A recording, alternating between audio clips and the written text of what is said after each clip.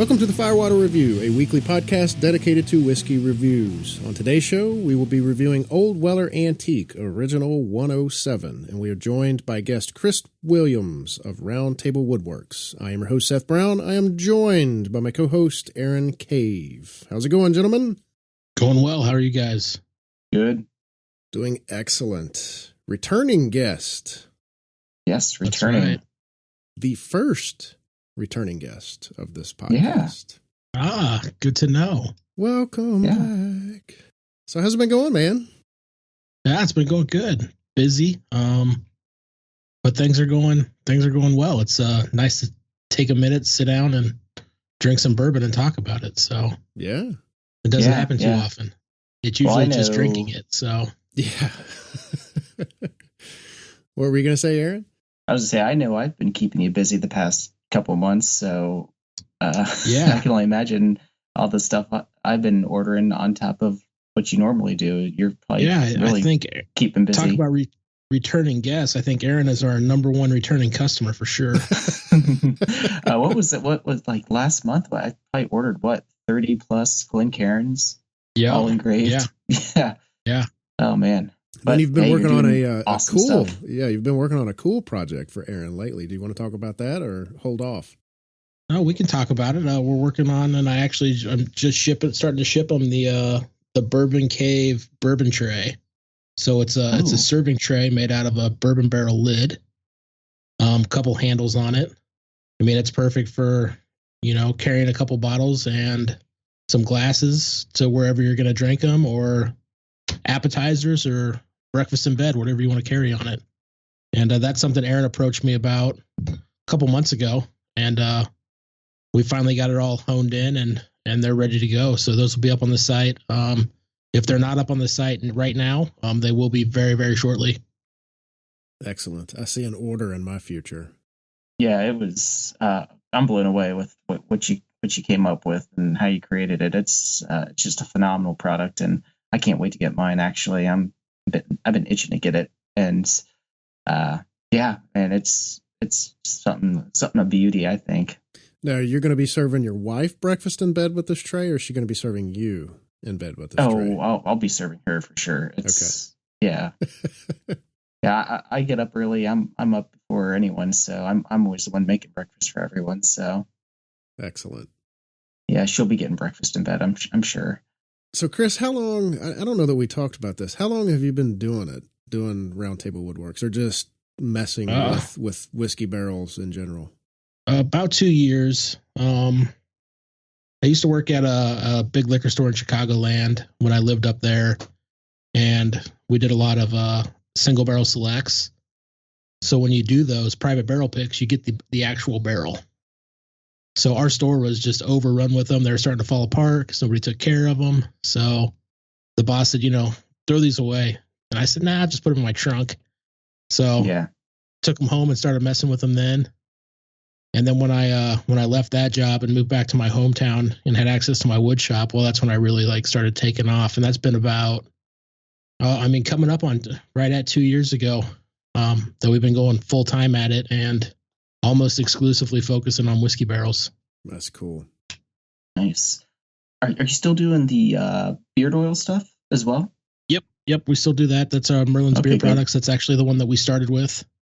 We could do that one. And I lived in a fairly small apartment. So did my business partner, Rob. So that's something we could do without a lot of space. And that's really what started us off into, wanting to do our own business. And when we had the opportunity to go more and focus on the woodworking and the whiskey barrels, we just took it and went for it. Nice. So do you have with the whiskey barrel stuff, do you have do you just come up with an idea and then it's just kind of trial and error after that? Or how do you approach new product? What would take the tray that Aaron came to you with? How do you approach new projects like that? I approach everything as trial and error. And the beautiful thing about what we do is every piece of our whiskey barrel gets used. So even if I try something and I mess up a cut or it doesn't turn out the way I want it to, as long as I haven't put any glue or any finish on it, we throw it into the chipper and we turn it into bourbon barrel smoking chips. Nice. So we're never scared to try something new because we know we're not wasting material for one. But also, if we don't try it, we're never gonna take that step to the next level. And I mean, that's really what we're looking to do. So we've got about 20 items on there probably on our website, but we're trying to, increase that every month to, 25 or 30 or 50 or 100 items. And as you grow, you get more people seeing your stuff. And the other thing we're trying to do is branch out and actually work with distilleries. So That's cool. Which is the big push we're making right now. So we just did a project with Woodinville Distillery out in Washington. Mm-hmm. I actually shipped that today. And then we've got a big project now with Silverback Distillery in Virginia. Oh, nice. Cool. So Awesome. that one's not bourbon barrel. It's just going to be pine. But we're building the display boxes for their first release of their bourbon. Very nice. Ooh, awesome. So you have a deadline then. Yeah, and it's coming up quick. So So how many boxes do you have to make for that? that's going to be 500 boxes. Jeez. Man. And it's been a lot of time on the phone and emails back and forth with Lauren, who is Baby Hooch on Instagram, which is Hooch Mama Distiller's daughter. So she's the one I've been dealing with a lot. But her and her mom both super nice, and we could not be more happy to be doing a little bit of work with them. That's very cool. That's great. That's great. Speaking of the bourbon barrel chips, I just used them tonight. I did pork chops on the grill and just threw them in there, and yeah, man, those things are something amazing. Nice. I love that you're doing that. I was going to say that we're planning on using them tomorrow night.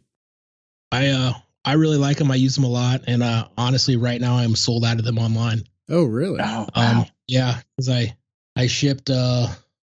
We shipped about 3,000 pounds of them last month. Wow. Whew.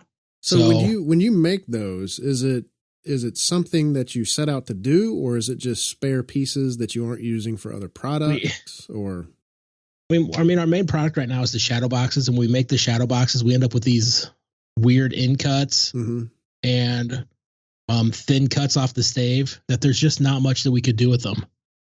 And when we first started out, it was always like, okay, we're going to do something with them. So we started saving them. And before you knew it, we just had, buckets and buckets and buckets full of scrap. And then it was like, all right, well, now we got to figure out what we're going to do with them. And I mean, the only thing you can really do with them is chip them up. Yeah. So I use a smoker all the time. In the summer, I use it, 3 or 4 times a month, maybe once a month in the winter. So the first ones I chipped up were like, all right, well, I'm going to chip them up in personal use, Nice. Yeah. And we did it. And I had friends over a couple times, and they said, you guys just throw them in a bag and sell them. So when we first started doing it, we were just throwing them in a bag, no label, nothing. And we would take them to shows with us, like craft shows or vendor fairs or whatever we were going to. And we noticed they were what we're selling more than anything at those shows. Huh. They're cheap. They're easy to carry out of the show, but I mean, it's unique. It's not something that you see every day. So I would think it would be kind of a gateway product too. It's kind of absolutely nice entryway, nice introduction to roundtable products. Yep. Yeah. And people love the smell. And I mean, all I can tell them is, that's the smell that I live with every day. Oh my gosh. I think I sent you a message, dude. If I could put those in my pillow, I would sleep on them.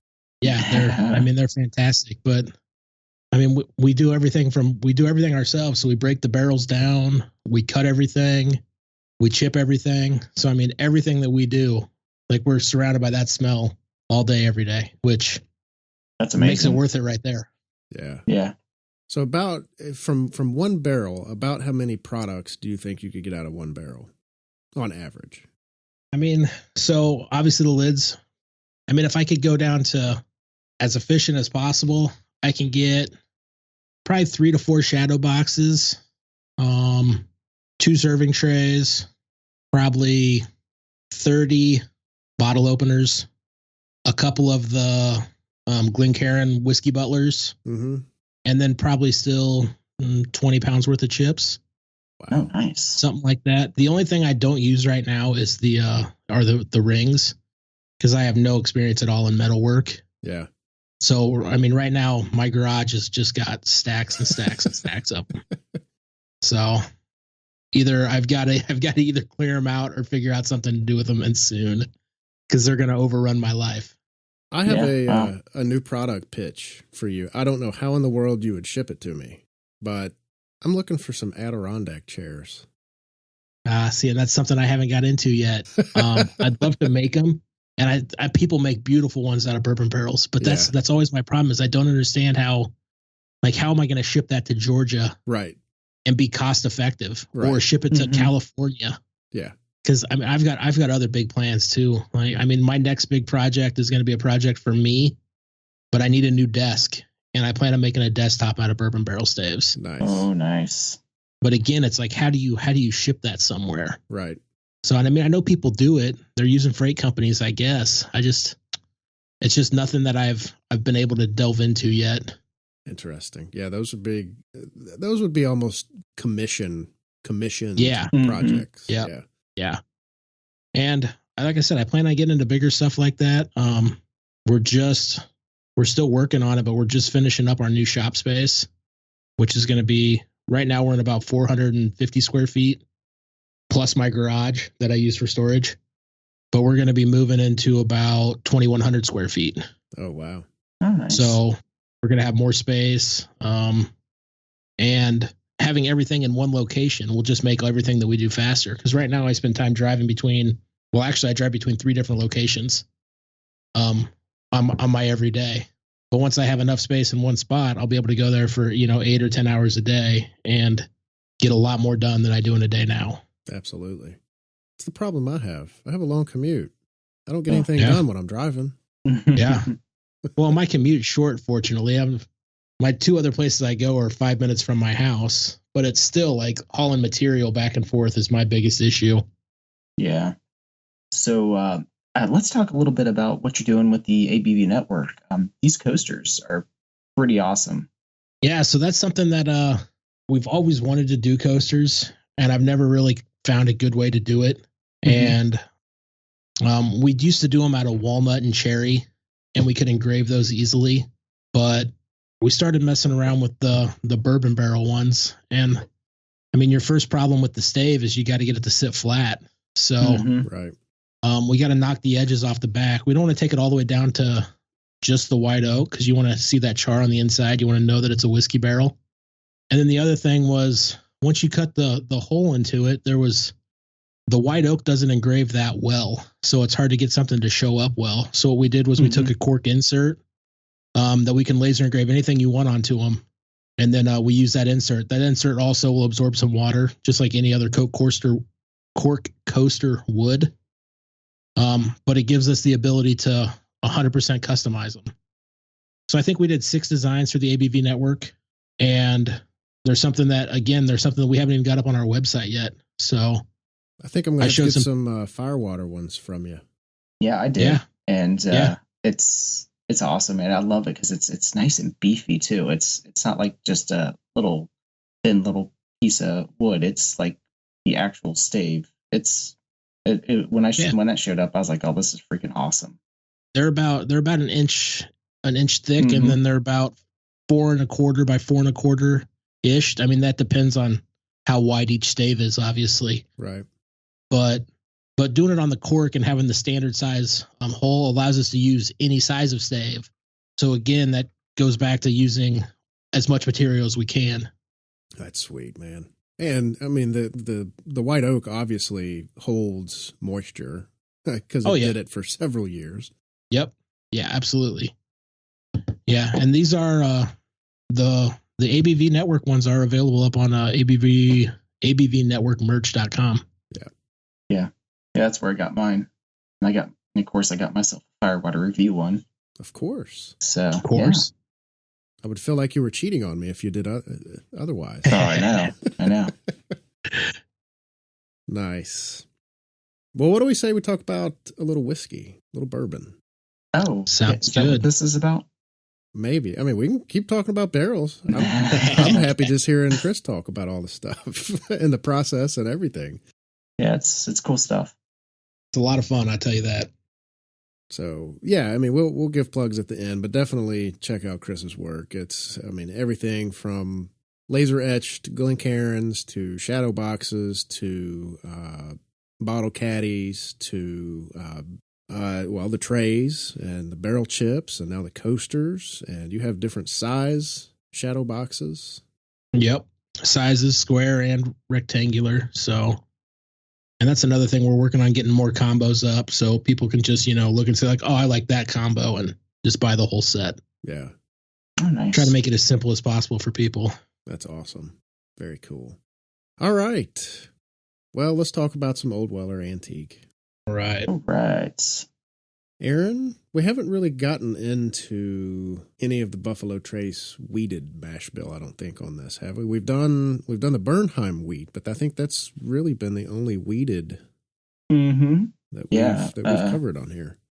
We did the Taylor Rye, and we've done a couple different of mash bill number 2, and I think we did one mash bill 1, but yeah, haven't hit any wheat yet. So, let's talk about some wheated bourbon. Let's do it.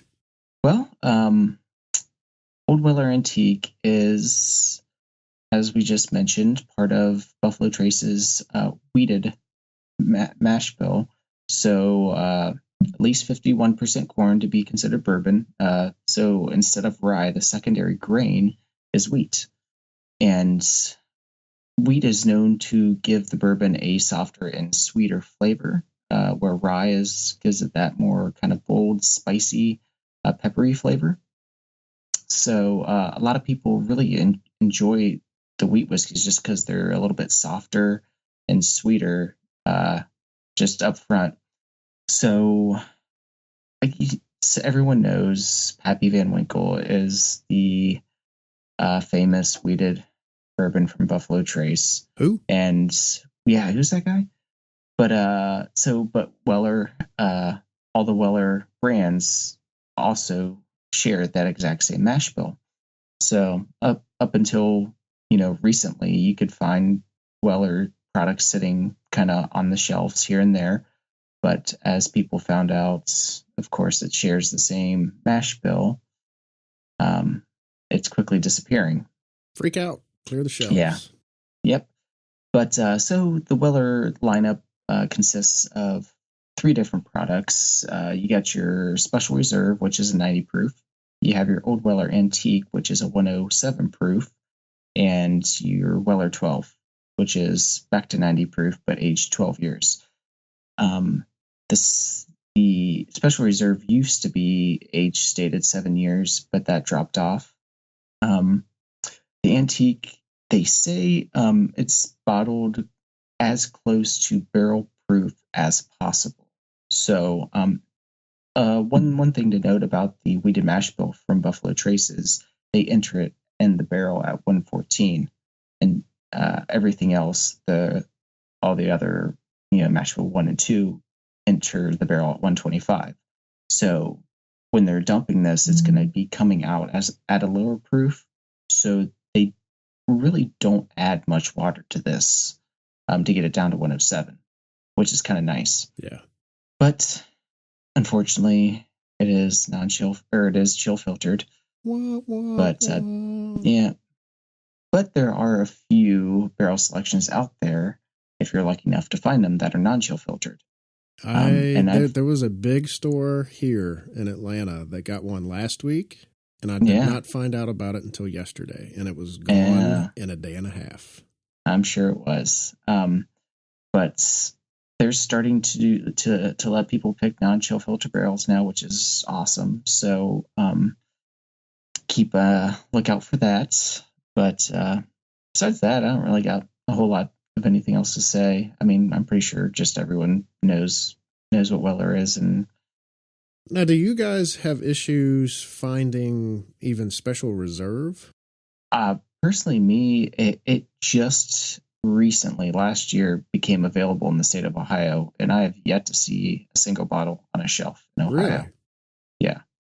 I can find the Special Reserve. I can find all of them around here, but the only store that I can find them at jacks them up to secondary price. So I won't pay for them at that. Right. But I was in Oklahoma last year, and they had the Special Reserve 750s and handles and the 107 750s and handles, just cases and cases and cases everywhere I went. Wow. Oh, man. So I picked up a couple of each while we were down there. And I'm glad I did, because now, like, the prices have gone insane. Yeah. Yeah. Yeah, it's crazy because I see people online all the time, not necessarily here in the Atlanta area, but just elsewhere, talking about, oh, I found Special Reserve today. And I mean, I can just about walk into, if I were going to go into 10 stores, I would say probably 7 of those stores would have it. Now, Antique and 12 are totally different. The one of my little stores that I frequent, I think it was about 3 years ago, we got 2 cases of 12 and a handful of antiques. And then last year got no 12s. And then this year got 1 or 2. So it's real hit or miss. And antique, I tend to find it more than what I do 12, which that's okay. I prefer the antique anyway. So do I. Of course I do. It's higher proof. Exactly. But believe it or not, I have one bottle of just the regular Old Weller antique, and the rest of my bottles that I have are barrel picks. Oh, really? And I've got like 10 of them. It's just I can't find just regular antique sitting on the shelves anywhere. That's a good problem to have.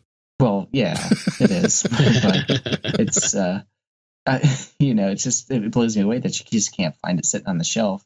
It's like you got to know someone to know, get a special barrel pick to even, when we set this up, I was like, oh shit, do I even have a regular one?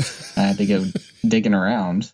I'm glad I did, but it's funny how that works. We did the Buffalo Trace, just regular Buffalo Trace bourbon thing with Hassie. What was it, last year? I think we did that, and I didn't have a regular Buffalo Trace. I had all store picks, so I had to go buy a regular Buffalo Trace. Of course, that's a little bit easier to find than antique. So, well, I just wanted to mention, actually, we were going to do something else besides this, but I wasn't sure if I could get the sample to Seth in time, so we landed on an Old Weller antique just because we all had it, and so. But we were looking to do Tom's Foolery Bottled in Bond, which I think the next show we have Chris on, we will be doing that, because I'll just send you a sample probably at the end of this week or next week, because I got to send some samples out to you anyways. So excellent. That way you'll have it, and we can just plan on that for the next time. I love that bottle. I would venture to guess that you'll be the first three-peat guest. Yeah, there you go. I can live with that. Yeah, I look forward to that one too. That'll be a fun one. Well, I have nothing else to add. Chris, do you? I do not. Well, what do you say we take a break and sip on some Old Weller and come back and give some notes? Sounds good. All right. When we return, we will do just that.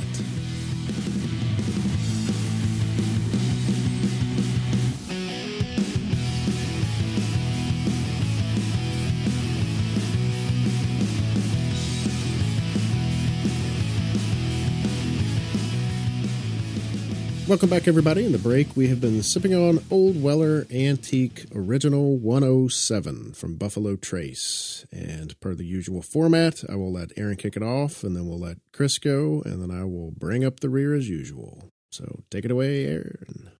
All right. So right off the bat, the nose, it's a great, just soft, sweet bourbon nose. It's got a lot of vanilla and honey up front, a little bit of maple, catch some brown sugar notes floating around, but it's also real fruity. It's got some great citrus notes, like some orange peel or lemon zest, a little bit of kind of darker fruits as well, a little bit of cherries, but it also has that nice, still that nice peppery cinnamon, nutmeg spice to it, and I catch a lot of toasted oak and just hints of leather kind of float around through there. The palate is just great mouthfeel. It's just great on the tongue. It's a lot of vanilla up front, caramel, just the classic bourbon flavors. Get a little bit of honey. The orange zest comes back in. I still get cherries throughout. the whole thing. Catch a little bit of raisins kind of floating around in there. Still get the clove and the nutmeg. Leather's still present. And the oak is almost like a toasted oak kind of on the end. And just little hints of tobacco. The finish is long. It's great, long finish. For me, it's brown sugar, honey, cinnamon, and oak, with just a hint of orange.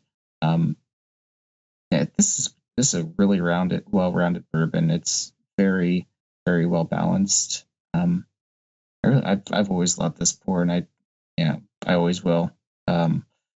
Sitting on an 88 on this. Very nice. That's good, man. That's good.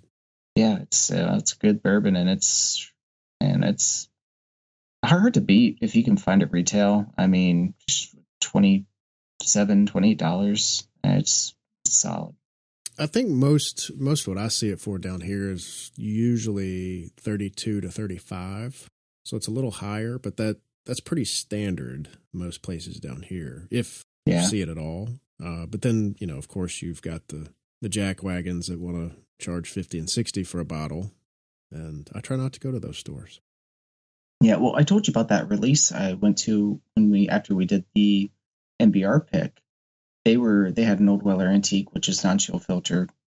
They were releasing with the Elmer and a couple other things, and that was $26. So that's right. I remember you saying that. Yeah. It was cheap. Yeah. Oh. All right. But Chris, let's hear what you got to say. All right. So on the nose, to me it just comes off as, I mean, like you said, soft and super sweet. Vanilla, honey. I do get dark fruit, but not just like the dark fruit, but more like a chocolate covered cherry. Just that little bit of cocoa, a little bit of caramel, butterscotch, and it's very inviting, the nose, and then it's got a really soft mouthfeel, I thought, but I think a lot of bourbons with a super soft mouthfeel, like when I get that, I'm always worried that it's not going to be backed up with flavor. But this one's got a ton of flavor on the palate too, and it's that same as the nose. The vanilla and the honey I really get, and still the dark fruit I think hangs out there, and it's still like even on the palate, it reminds me of a chocolate covered cherry. The finish is great. I think it's a long finish. It definitely stays with you. It's warming, but it's not even at 107, it's not a barrel proof, but it'll stick with you. So, I love this pour. It's something I go to often. And I'm sitting at a 90 out of 100. Nice. Very nice. Yeah, it packs a good bit of spice, but it's not like, kick in your mouth type spice. I think you kind of had the right word for it. It's kind of soft. Yeah. It's a soft spice, if that makes any sense. Yeah, kind of like a Christmas cookie. There you go. I like that. There you go, yeah. Nicely done, sir. All right. I was getting on the nose quite a bit of cinnamon, red pepper, and vanilla and the honey. You guys both mentioned fruit. It was fruity to me, but I was getting different fruits. I was getting some apple, and maybe what I was thinking was a little pear. Mm-hmm. But that definitely fruity. But there was a good balance of oak mixing in with some leather there. And I just, I think both of you said it. It's a very inviting nose and just makes you want to dig into it. And the palate, it's got a great mouthfeel. It has a good deal of cinnamon spice to it, but that's calmed down by some of the sweeter caramel flavors that I was picking out about midway through it. And then it manages to be almost a little creamy at times for me. Mm-hmm. The finish is definitely long. It starts off fairly spicy, but that transitions pretty quickly to some softer, sweeter vanilla and caramel notes for me. And it does get a little bit nutty for me too there. And along with some oak there on the tail end of it. It's a really enjoyable finish. It sticks with you for a little while. And as I was saying, it's spicy. I mean, it's 107 proof. but it never really, punches you in your face. It's just an enjoyable spiciness to it. But between this and the 12-year, I think I mentioned this before we went at the break, I'll take this over 12-year all day long. I think 12, just because it's age stated, tends to fly off the shelf a little quicker. But that's fine. Leave me with the antique. I'll snatch it up. Mm-hmm. I gave this an 88.5. Oh, and a half. Sorry, I had to. Math is hard. All right, well, that gives us an 88.83. So let's just round it up to 90. Okay. Or 89. 89. Yeah, that works. Math is hard. Yes. I wasn't going to say anything because I suck at math. So excellent. That's a solid score. 89 for a, let's just call it $31 bottle, $30 bottle. There we go. We'll split the difference on that too. That's excellent, man. Yeah. Love it. That's, if you can find it, pick it up. Good luck. It's an excellent bottle. Like I said, when I worked at a liquor store, this thing it would just sit around. But when I worked there, Weller 12 sat around too. So yeah, these were like our staff, like the Weller products were our go-to bottles for, Friday, Saturday night, because they were always available and you knew that everybody was going to enjoy them. Yeah. Not no more. Not anymore. So do you all have the new label or the old label? I have a new label in front of me, yeah. I have the old label. Yeah, that's all I have. I haven't gotten the new label yet. It's here. I think a lot of the special reserve that I see is the new label, new bottle style, I guess. It's not just a new label. But as far as the 12 and the antique, I still have the old label. Yeah. Do you guys know, I don't ever see any antique pop up, but some, like on the secondary market and stuff, people will say it's the embossed wheat Weller 12. Mm-hmm. Yeah. Is it not the same juice, just with a different bottle? It's the bottle before the old bottle. That's what I was thinking. I believe it's. I don't know the exact dates, but I think it dates back to like 2008 or something. So it's 2007. Not that old. They switched over. They took the embossed wheat off of it. Yeah, those things sell for. I don't know if there's any difference. I mean, it's still Buffalo Trace. It was Buffalo Trace then. I can't imagine they would have changed the mash bill or anything like that. I don't know. No, I think those bottles were distilled at Buffalo Trace, but they say whatever Weller Distilling Company on them. Ah, maybe that's it. Yeah, because if it was cut out in 2008, 12 years would be 98? Yeah, and I say 2008, but I can't guarantee you that's right. So don't quote me. Oh, I'm quoting you. That's it. It's gospel. You heard it here. Excellent. Anything else to add, gentlemen? I don't have anything else to add, but I mean, like we said, it's great pour, $30. It's just, if you can find it, pick it up. Absolutely. Hey, Chris, you got any other projects in the work besides doing a desk? Anything else new and exciting? And doing Aaron's orders? Yes. Yeah. My orders. Well, I know I'm behind on Aaron's orders because he's still got other stuff he wants me to make that I have not gotten around to yet. That I want to do. Take your time whenever you get. One of those is definitely I want to get done before Christmas. Is the gift box where you would lay down a bottle of bourbon and then next to 2 Glencairn glasses. Yeah, but all made out of bourbon barrel with a glass lid. So I mean, like a really nice gift box, something that somebody could set on their desk or on a shelf and have forever. And I bet you could laser etch that glass to say anything you wanted it to, couldn't you? I can laser etch the glass to say whatever I want. That's right.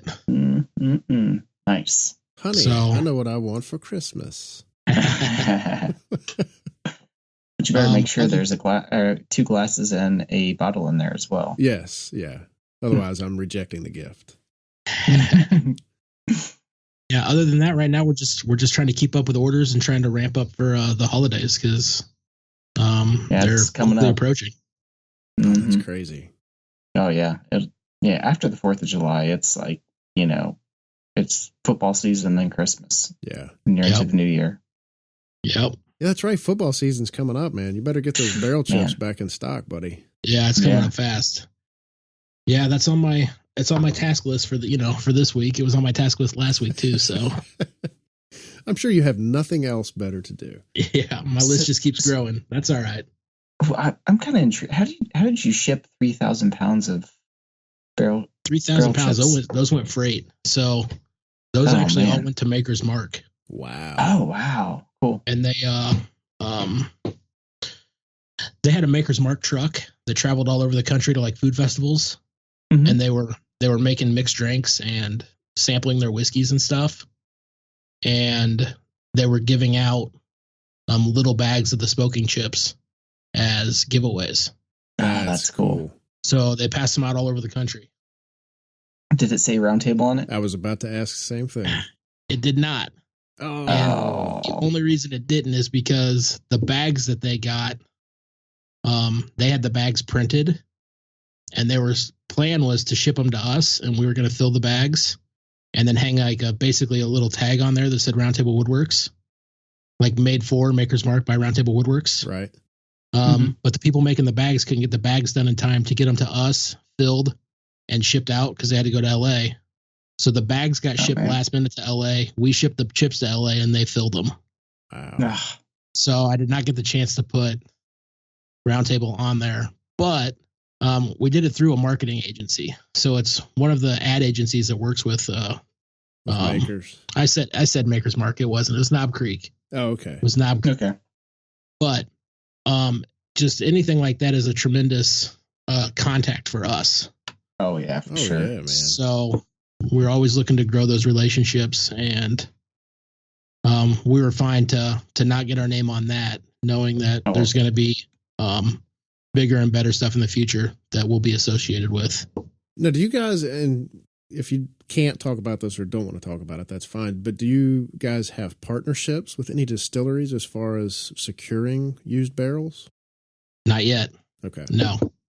And that's something that I'm always trying to find contacts for stuff like that. So those other boxes that we made were for Ezra Brooks. And right now, Luxco sources all of their barrels, all of their whiskey they source. The Lux Row Distillers is getting ready to open up. And I'm sure they're going to start bottling there before their own stuff is ready. So I assume they're going to start bottling there. Yeah. Which means hopefully they're going to have barrels there, because I got a lot of barrels from them when we did that project. And that's somebody I still talk to, a relationship that I'm still, continually trying to build on. So the hope is in the next 6 months to a year, we'll have something like that, whether it's with them or somebody else. But the problem with like a lot of the big guys right now is they dump so many barrels a day that they just want somebody to take all of them. Yeah. And I mean, I could tell them like, okay, I could take, maybe 100 every 2 months, but that's nothing in the grand scheme of things. Oh, when they're cranking out thousands? Yeah. So, I mean, me buying 100 every 2 months is basically like somebody going to the gift shop and buying one at a time. Yeah. Yeah. So, and a lot of those barrels are getting broken down and shipped over to Scotland still. Yeah, that's true too. I didn't think about that. And I mean, I know a lot of those guys that they're selling to have those contracts with the Scotch distillers. And so a lot of those are getting shipped overseas. So what I tell people anytime I can talk to anybody about them is I don't want the nice barrels. Like I want the barrels that are broken and that you can't put back together. Yeah. Yeah. Because I feel bad if I get barrels directly from a distillery that could have gone to a brewer or something for me to just get it and tear it apart. So a lot of the barrels that I do get come from breweries. So they've been used for whiskey and then they get used for beer. And then once they're used for beer, they're pretty much done. You're a nice guy. Yeah. Don't get me wrong. I'll take them. I just feel a little bad. I don't lose sleep, but. So really, I mean, it seems like a good partnership for you guys might be a more craft distiller or a handful of craft distillers.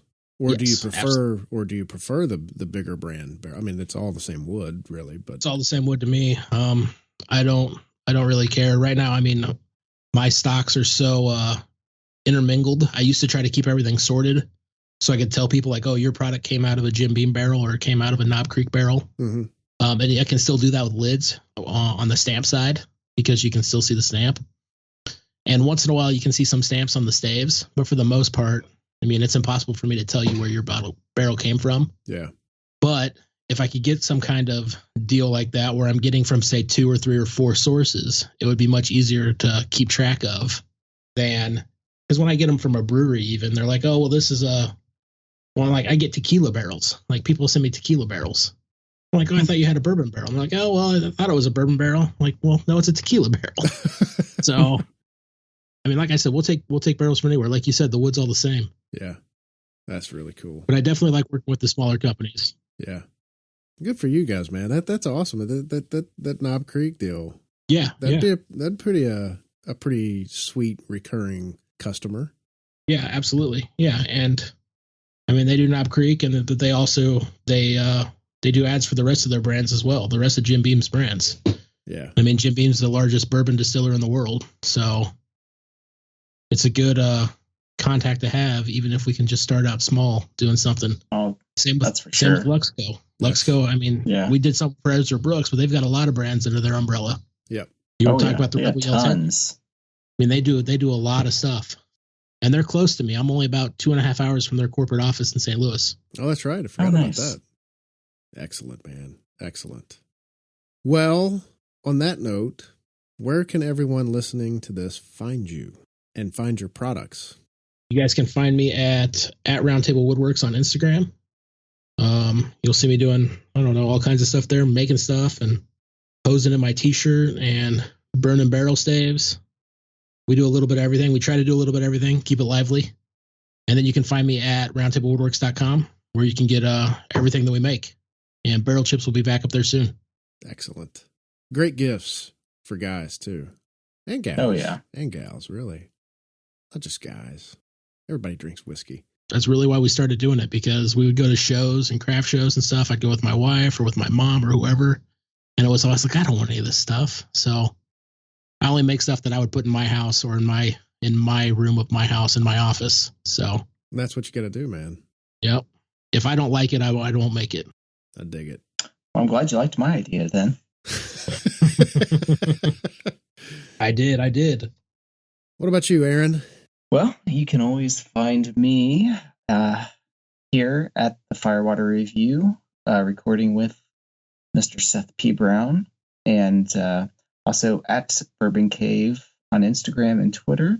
Write for the Bourbon Zeppelin.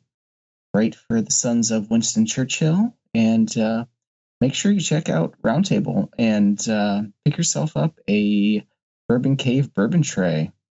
Who's this Bourbon Cave guy? Yeah. Who is he? He's a pretty good guy with an awesome palate. That's who he is. Well, thank you, Mr. 88.5. Yeah, man. I like to throw those curveballs in there. And I am Seth P. Brown on mainly Instagram. I don't even know why I say I'm on Twitter, because I'm not really.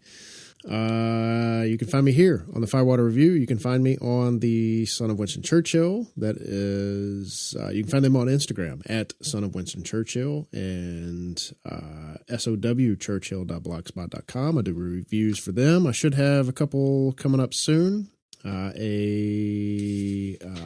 Rebel Yell single barrel 10-year and a couple of new 1792s coming up. So be sure to check that out. As far as Firewater Review, you can find all of our shows on iTunes, Google Play, and Stitcher, and the YouTubes. Audio only, no video. I got it right this time. And I think that's it. We appreciate your feedback, your reviews. It helps us tremendously. And I think that's it. Chris, thanks for coming on again, buddy. I appreciate it. Yeah, thanks for having me. It's always a good time. Absolutely. Yeah, thank you so much. And be listening for Chris to be on here at a third time for Tom's Foolery, Bottled and Bond. Absolutely. Oh, all right. And before I forget about it, next week's episode, we'll be reviewing Ancient Age 10 Star. So be sure to pick up a bottle of that if you have it available and tune in and sip along with us. And until then, cheers, and please drink responsibly. Later. Cheers, guys.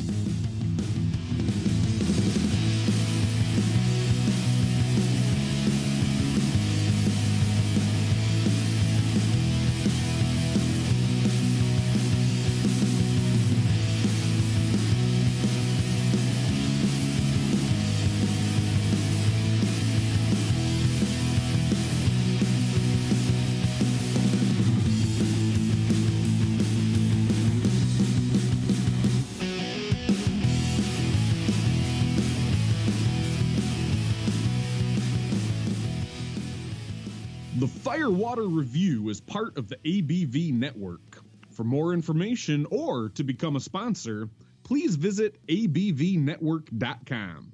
Thanks for listening, and cheers.